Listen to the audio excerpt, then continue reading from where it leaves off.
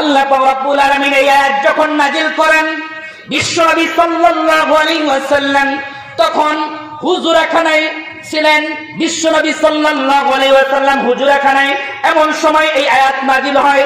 আল্লাহ রাসূল সাল্লাল্লাহু আলাইহি ওয়াসাল্লামকে হুজুরাখানায় ছিলেন, এমন সময় বাইরের থেকে কিছু মেহমান আসছে, যারা কিছু কোয়ালিটি সম্পন্ন মেহমান নয়, শিক্ষিত টাইপের মেহমান নয়। এই সকল সাহাবীরা এসে সবাই মিলে মসজিদে নববীতে বসে আছেন। এমন সময় মহান রব্বুল আলামিনের এই সাহাবীরা, আল্লাহর রাসূলের সাহাবীরা একজন আরেকজনকে বলা বলি শুরু করলো, আমাদের মধ্যে কেউ কি আছো কোরআন তেলাওয়াত করতে পারবে?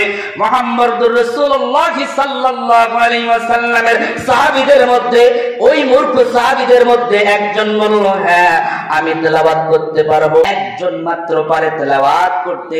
সবাই মিলে বসে গেল, মনোযোগ সহকারে কোরআন তেলাওয়াত করা শুনতে শুরু করে দিল।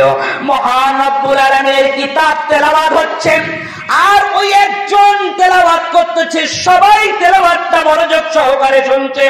কোরআন তেলাওয়াত হচ্ছে, ওয়াদ-দুহা ওয়াল-লাইলি ইযা সাজা ওয়াদ-যাকিরা রাব্বুকা ওয়া মা ক্বালা ওয়াল-আখিরাতু খায়রুল লাকা মিনাল উলা। তেলাওয়াত হচ্ছিল মধুর কণ্ঠে, সকল মানুষেরা সুন্দর করে তেলাওয়াত শুনতেছিলেন। বিশ্বনবী এখনো হুজুরাখানায় বসা।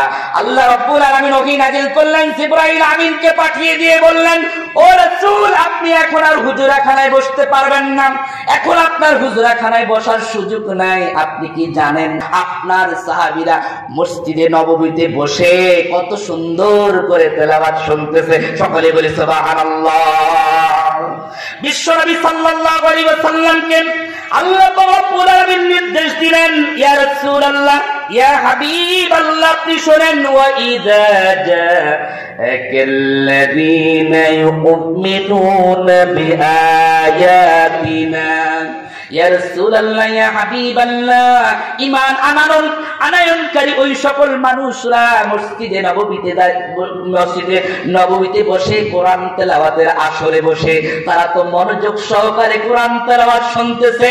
ওয়া ইযা কুরিয়াল কুরআন ফাসতামিউ লাহু ওয়া আনসিতু লাআল্লাকুম তুরহামুন। সুবহানাল্লাহ। আল্লাহ পাক জানান